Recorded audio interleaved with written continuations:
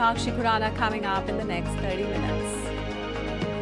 Narendra Modi becomes first Indian Prime Minister to visit Guyana in 56 years to co-chair the second India CARICOM summit.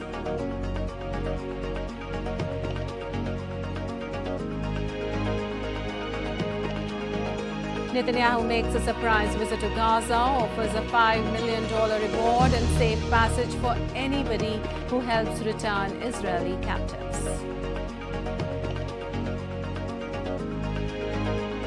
Donald Trump taps Linda McMahon as Education Secretary, Dr. Mehmet Oz to oversee Medicare and Medicaid, Harvard Lutnick to lead Commerce Department. And Goa is all set for the 55th edition of the International Film Festival of India, 101 countries to showcase 270 films.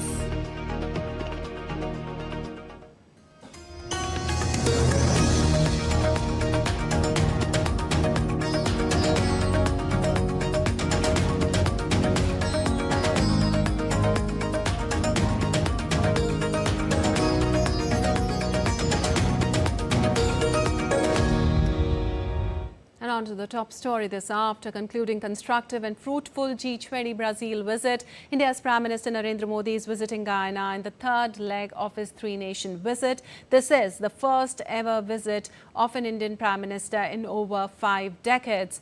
In an unprecedented gesture, he was received at the Georgetown airport by Guyanese President Dr. Mohamed Irfan Ali, Prime Minister Mark Anthony Phillips, senior ministers and other dignitaries also accompanied to welcome Prime Minister Modi.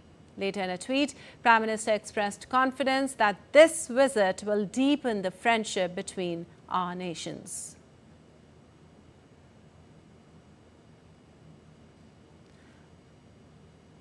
Upon arrival, Prime Minister Modi received a ceremonial welcome and guard of honor at the airport. During the two-day visit, the two sides will exchange views on giving strategic direction to our unique relationship, which is based on shared heritage, culture and values. Prime Minister Modi will also pay his respects to one of the oldest Indian diaspora who migrated more than 185 years ago and engage a fellow democracy as he addresses their parliament. During this visit, he will also join leaders from the Caribbean partner countries for the second India CARICOM summit. The summit will enable the leaders to renew historical ties and expand our cooperation into new domains. And from the airport, Prime Minister Narendra Modi went to the hotel where he was received by Guyanese President, Prime Minister of Grenada and Barbados, besides Guyanese cabinet. In a special gesture, Prime Minister was also handed over the key to the city of Georgetown by the Mayor of Georgetown as a testament to the close India-Guyana ties.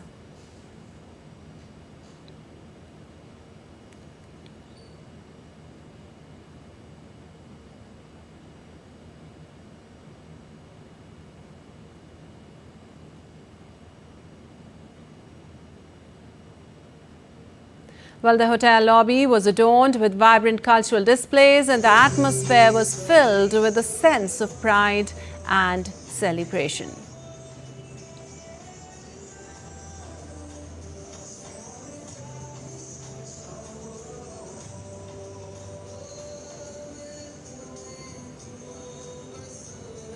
Inside the hotel, Indian and Guyanese community greeted Prime Minister Modi with traditional hospitality, showcasing their respect and admiration. Prime Minister said they have shown that distance is never a barrier to staying connected to one's roots. He said he was glad to see the community making a mark in Guyana across different sectors.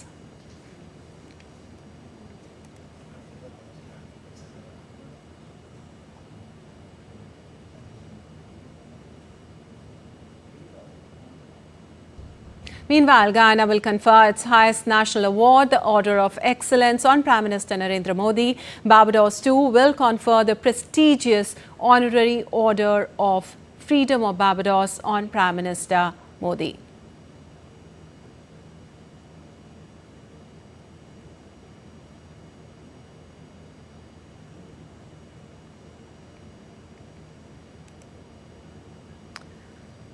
Barbados too will confer the prestigious Honorary Order of Freedom of Barbados on Prime Minister Modi. Dominica Award of Honor also to be conferred on Prime Minister Modi a few days back. The number of international honors for Prime Minister Modi reached 19 with this.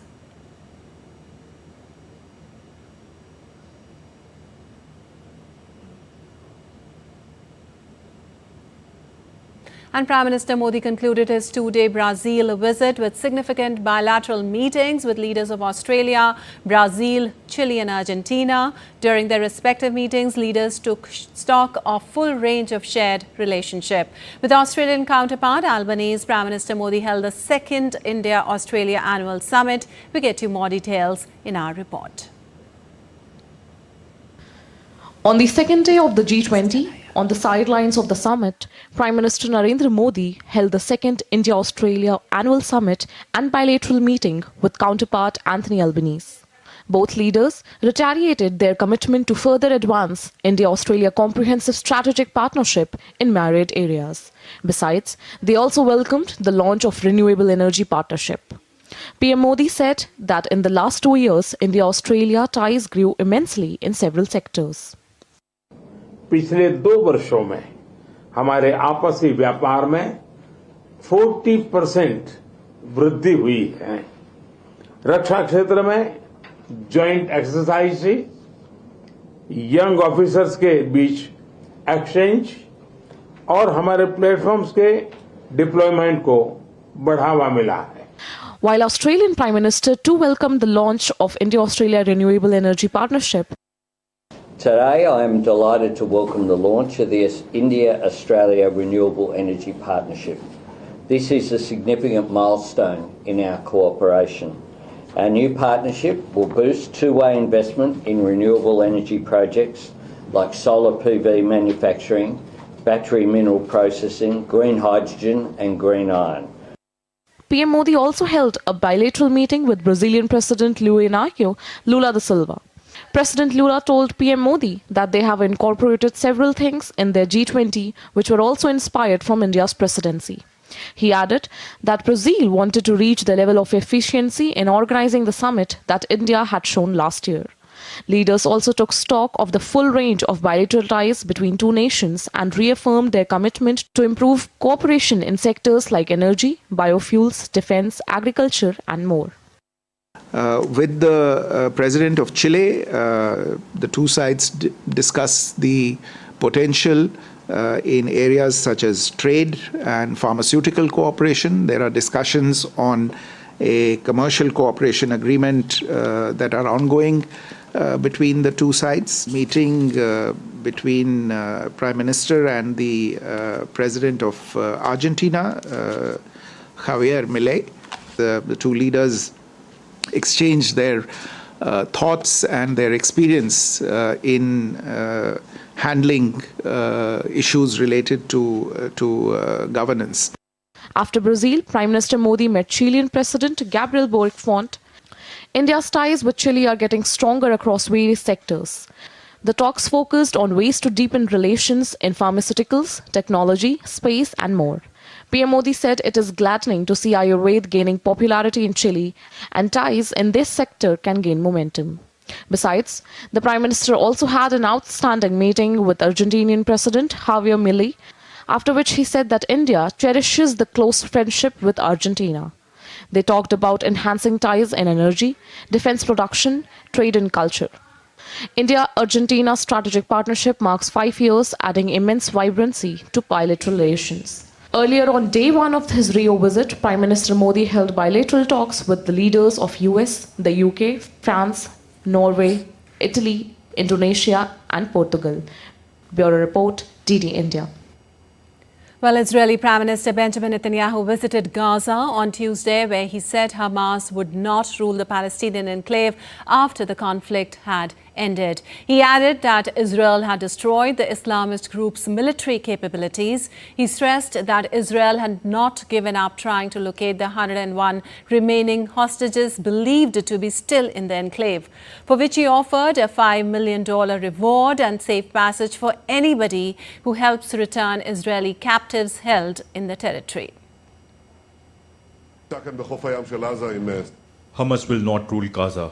We are eliminating its military capabilities in a very impressive way. We are moving on its governmental capabilities, and the hand is outstretched. Hamas will not be in Gaza. I want to say to those who are holding our hostages, whoever dares to harm our hostages, his blood is on his head. We will pursue you and we will get you. Well, the comments were made in a video recording by Netanyahu during his visit to Gaza with Israel's defense minister and the head of its army, where he also received a briefing on operational activities. And now a quick update on Russia-Ukraine conflict. U.S. President Joe Biden has approved of providing anti-personnel landmines to Ukraine. According to the official cited in a report, Ukraine has assured that it will not deploy the mines in densely populated areas. The move comes as Russia's advances in eastern Ukraine threaten to overwhelm frontline defenses.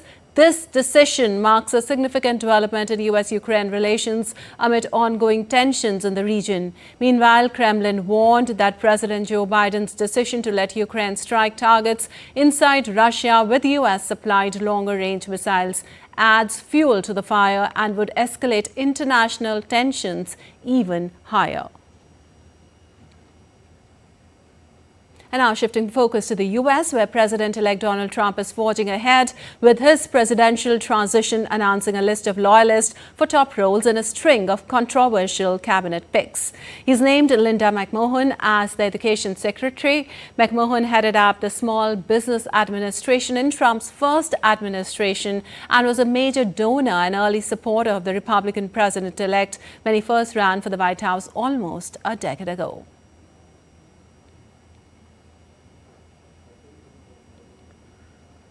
Trump has also named his pick for the post of the administrator for the Center for Medicare and Medicaid Services. Celebrity Dr. Mehmet Oz would work closely with Robert F. Kennedy Jr., who's been nominated to lead the Department of Health and Human Services. Trump said the pair would take on the illness industrial complex and all the horrible chronic diseases left in its wake, as well as cutting what he called waste and fraud.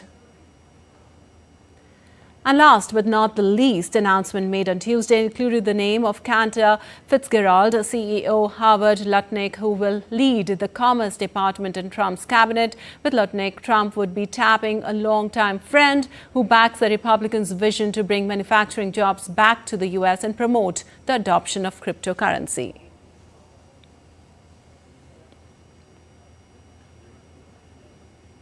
And still to come in this edition of DD India Live. Maharashtra-Jharkhand vote in assembly polls today, counting to be done on the 23rd of November. Delhi government proposes artificial rainfall as an emergency measure to mitigate pollution. And defending champion India to take on China in the finals of Women Asian Champions Trophy.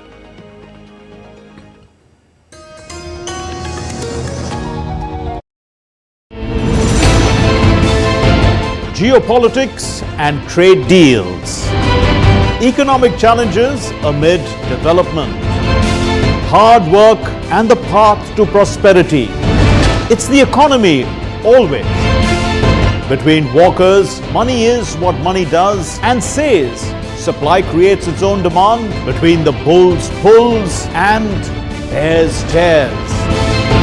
When supply chains globalization and India rises to the podium.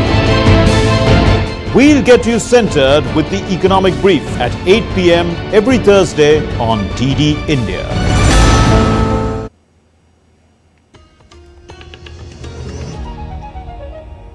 Welcome back. You're watching DD India Live. I'm Lapakshi Kuran, and moving on, updates from India now. Maharashtra and Jharkhand vote today in the high-stake assembly elections that will decide the fate of the ruling and opposition political alliances in the two states. While polling in Maharashtra is being conducted in a single phase, Jharkhand is voting in the second and the final phase today. Voting in both the states began at 7 a.m. and will end at 6 p.m. In Maharashtra, a total of 4,136 candidates are contesting across 288 constituencies. In Jharkhand, over 500 candidates, including Chief Minister Hemant Soren and his wife Kalpana Soren, are contesting in 38 of the total 81 assembly seats. Counting of votes in both the states will take place on Saturday, that is 23rd of November. I'm 87.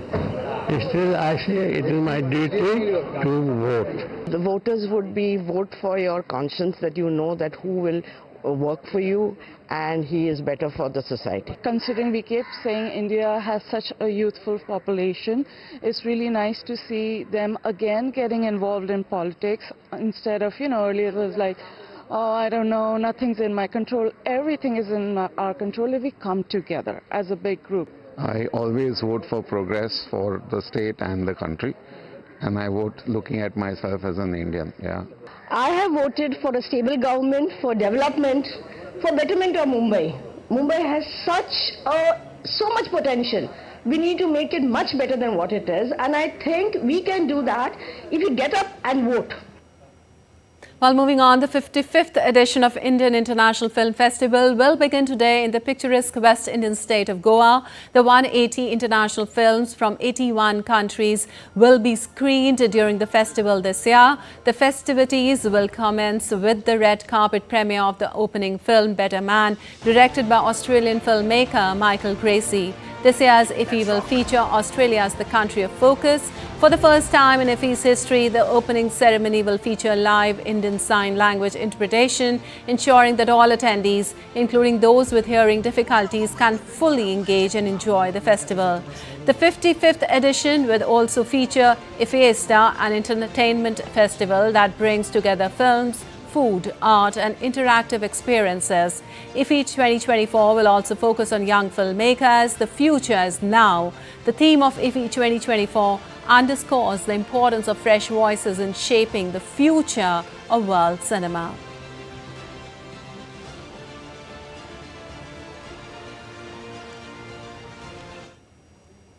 While Doordarshan has been working tirelessly in preparation for the opening ceremony of the International Film Festival of India, ensuring that the event reaches a global audience with flawless execution.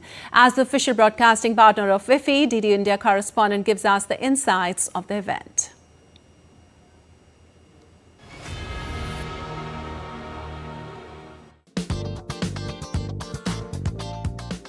Lights, camera, IFFI. The stage is all set for the 55th edition of International Film Festival of India in the heart of Goa, and preparations are in full swing for the mega event. This year's program features films across 16 curated segments, ensuring there is something for everyone. From heartwarming dramas to intense documentaries, every corner of cinema is represented. Films making their national and international premieres at IFFI add to the excitement, allowing audiences a sneak peek at groundbreaking stories. Apart from that, country of focus is Australia this time. Speaking on its importance, Ms. Vrunda Desai, who's the Joint Secretary of Film, said that this is not only strengthening the bilateral relationship between the two countries, but is also opening doors to global film market. The preparations are in full swing for the 55th edition of International Film Festival of India, and right now we have with us Ms. Vrunda Desai, who is the Joint Secretary Films here. Ma'am, thank you so much for exclusively talking to DD India. How are the preparations going on for the festival? Thank you so much. Preparations are in full swing. As you can see, there's a lot of enthusiasm, and the whole space, is reverberating with joy and celebration at Goa. Yeah. First of all, we would like to talk about many firsts that we are witnessing, right from the panoramas and the films that we have included this time in the 55th edition to the kind of space we are giving to women. How is the platform looking like this time? We have started a special section called the Best Debut Indian Director. So we have got very nice response for it, and we look forward to the competition. And this year Australia is the country of focus, and we have the opening film from Australia, as well as there is a roundtable conference between the producers, the Indian filmmakers and Australian filmmakers. So we look forward to the outcomes of this roundtable. Also in the we are showcasing 46 movies from women filmmakers in this 55th IFFI. For the first time ever, an OTT platform of Prasar Bharati will also be released on the opening ceremony of IFFI. The Prasar Bharati OTT booth will provide festival goers with an opportunity to explore the expanding world of OTT. From culture to cuisine, IFFI is going to be a delight for cine lovers. And it also provides an opportunity to hone their skills of the young volunteers. I'm very excited, like we are getting to learn something new which will be helpful for our career as we are students of hospitality. We are like doing graduation in Panache Academy, which is basically hospitality in aviation and tourism and also hospitality. They told us to go and attend the interview which was held here. So we came here, we gave the interview, and the staff was so friendly and they helped us. And after that we just came one day and just they put us under volunteers like supervisors, and now we are under accessibility department. I'm very excited. This is such a new thing for me. I never experienced such thing before, so I'm very excited. The festival, which is spread across 9 days, kick-starts on the 20th of November and will go on till the 28th of Feb in Goa. Deepika Mehta's report for DD India.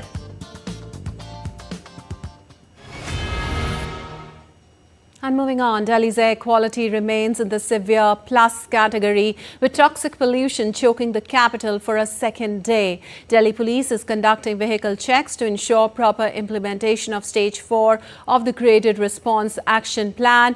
GRAP Stage 4 enforces a ban on the operation of Delhi-registered BS4 and older diesel-operated medium goods vehicles and heavy good vehicles, except those engaged in essential services.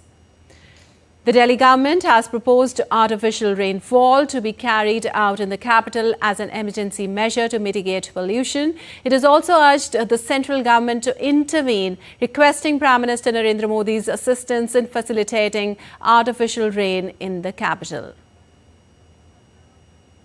Air quality will more or less will remain in severe category. Little improvement will be there in next 2 days. But still it will remain in severe category, or it may come to very poor category. And in sports, defending champions India will take on China in the final of the Women's Asian Champion Trophy 2024 at Rajgir Hockey Stadium in Bihar on Wednesday. India secured its place in the final with a close 2-0 win over Japan in the semi-finals, with Navneet Kaur and Lalram Siami on the score sheet in the space of 8 minutes. Meanwhile, China made the summit clash on the back of a 3-1 win over Malaysia in the other semi-final. Deng Qinchan, Fan Yungxia and Tan Jinzuang were the scorers for China.